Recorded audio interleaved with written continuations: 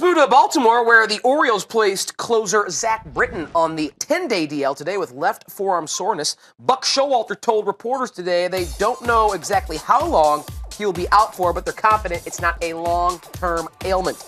Britton converted his 54th consecutive save opportunity on Friday.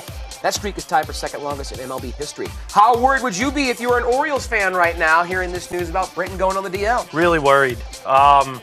This is a team that we've talked to death about it. They can hit with anybody. Their questions are in their entire pitching staff, and namely the rotation, that they kind of, from a pitching standpoint, work their way backwards because you can set your watch to Zach Britton. You know what you're going to get, and you know if he gets a save opportunity, he's going to make good on it. You work your way backwards. If you don't have that formula able to work your way backwards and own the ninth inning when you have a lead, it becomes very problematic for Buck and the O's. Now, they've gotten off to a really good start. They've been knocking the ball all over the yard, and their pitching has been okay, and Britton's been great.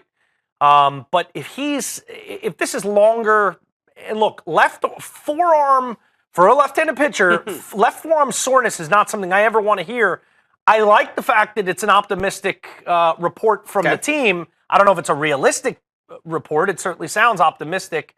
If he doesn't miss significant time, that'd be great. If he does, I think this team could be in trouble.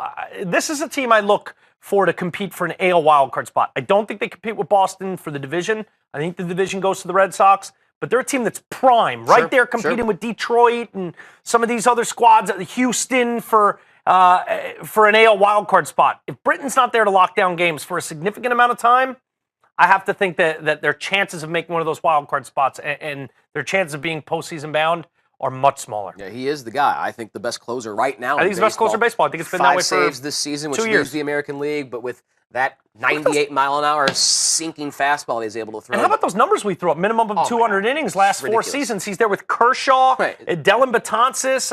It's unbelievable. Those names are really, really tell you how great he's been. Missing him is going to hurt. Without Hopefully it's not for a long time if you're an Orioles fan.